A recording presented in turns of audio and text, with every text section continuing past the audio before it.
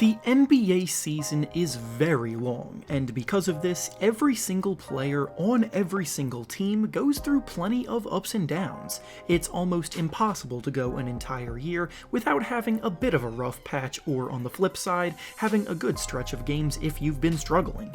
The best players are the ones that maintain an elite level of play most consistently, but even the guys at the top struggle every now and then. Because of this, players that get off to slow starts at the beginning of the year aren't meant to be written off, because they still have so much time to turn things around, and this brings us to the topic of today's video. Today we'll be discussing 5 players in particular who started the season fairly slowly for a variety of reasons, but as the season has progressed, they've successfully done a complete 180 and are now playing superb basketball. Before we start though, it turns out about 67% of you watching right now aren't even subscribed to the channel, so please, if you enjoy the content, consider hitting the subscribe button, as not only does it help out a ton, but I would also very much appreciate it. Now with that being said, let's begin. The first player we'll be discussing that started the year pretty slowly but has really emerged in recent weeks is Lonzo Ball of the New Orleans Pelicans. In the first 13 games of the season, Lonzo was in a big funk, and his play on the court wasn't that impressive. He was putting up a little bit under 12 points and 5 assists per game, he didn't seem actively engaged on the offensive end a lot of the time, and his effectiveness was inconsistent, and his jump shot just wasn't falling as he was shooting only 38% from the field and 30% from 3 in that span, both well below league average. In this span, he saw his name in trade rumors, discussions about him long-term were starting to happen, and I'll be the first to admit that I was one of the people who probably reacted a little bit too negatively to this stretch of games by him in previous videos where I've discussed this topic. But ever since then, Lonzo has looked like a whole new player, playing with more confidence than we've arguably ever seen him play with at the NBA level. Over his last 16 games played, Lonzo has turned everything up a notch, averaging about 17 points and 6 assists per game in that span, still playing tremendous defense, and he has been red hot shooting the ball, making about 46% of all of his shots and a highly impressive 47% of his threes on really high volume. And all of this was capped off with a nice 23-point performance last night against the Utah Jazz, where he actually took the game over down the stretch and helped the Pelicans pull off a very impressive win over the team with the best record at the moment. He's looking like an incredibly valuable two-way player now, and I'm excited to see him build on it. The next player we'll be discussing that started the year slowly before really turning things up a notch is Ben Simmons of the Philadelphia 76ers. Ben has always been one of the most controversial top-tier players in the league because of how unconventional he is as he plays the point guard position, yet simultaneously, his impact could not be ignored. He's never really been a scorer by nature, making most of his impact felt in areas such as playmaking, perimeter defense, and pushing the pace, but still he's been able to average between 16 and 17 points in years past. So when he was only putting up 12.9 points per game through the first 18 games of the season, people were a little bit worried. His aggression wasn't there, his finishing wasn't as crisp as it had been previously, and while he was still doing well on defense, and his importance as the team's main playmaker were still there, the typical conversations about his lack of a jumper became even more rampant.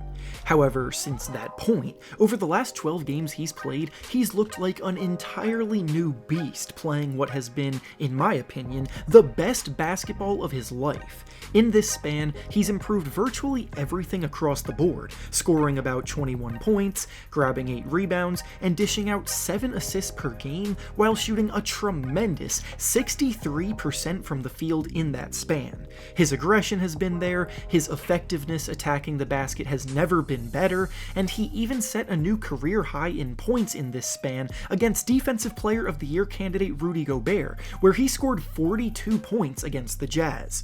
His play has been huge for the first place Sixers, and it will continue to be that way as the season goes on.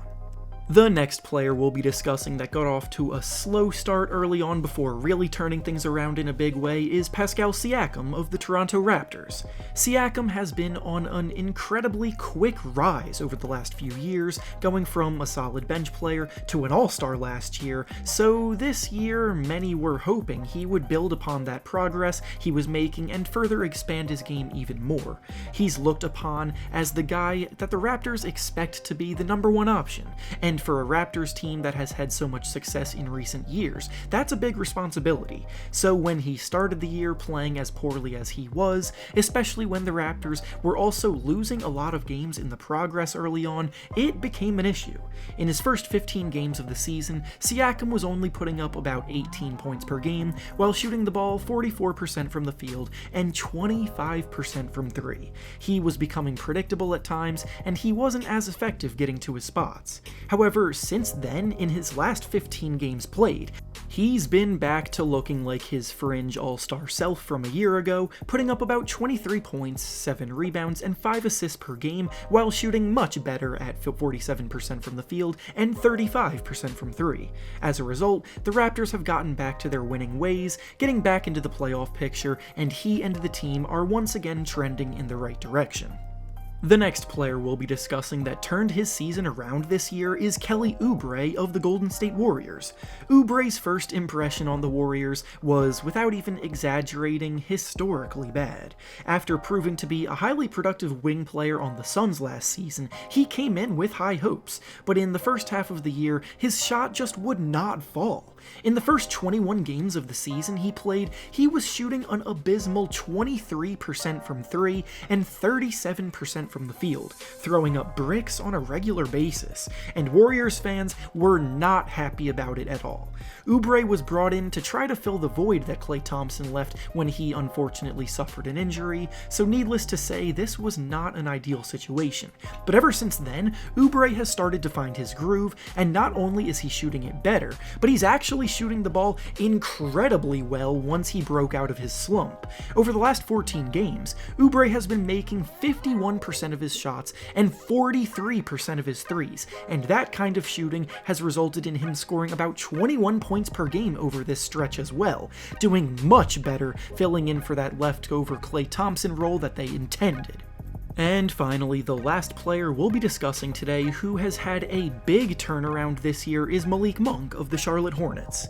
Monk hasn't exactly been having the best few months prior to this season. He had been suspended at the end of last year for testing positive for performance-enhancing substances, and prior to that, his play on the court wasn't exactly anything notable. So reasonably, he came into this year with a lot to prove, but he wasn't getting much opportunity to do so. In the first 19 games of the season this year for the Hornets, he only actually got to play in 6 of them, and those were garbage time minutes for the most part, and in the other 13 games, he just sat at the end of the bench waiting for his moment. Through hard work and perseverance, along with showing the coaching staff in practice that he deserved to be a part of the rotation, he got a shot against the Milwaukee Bucks, where he played a then season-high 22 minutes in the game, and he scored 18 points off the bench while helping the team defeat one of the best teams in the Eastern Conference. From there, he has completely taken off and is playing the best basketball of his career. Over his last 15 games, he's averaging about 17 points per game while shooting the lights out at 47% from the field and 44% from 3, and he's doing all of this off the bench. His shot creation is finally starting to develop, the shooting prowess he was supposed to have when he was drafted is finally shining through, and his confidence out on the court is higher than ever. It's really great to see too, because this might have been his last shot before entering free agency, and now he's playing his way into potentially a nice contract this summer. And with that being said, that's all I have for you today. Make sure to like the video, subscribe to the channel, and comment down below what you think about the players we discussed today. Thanks for watching, and I'll see you all next time.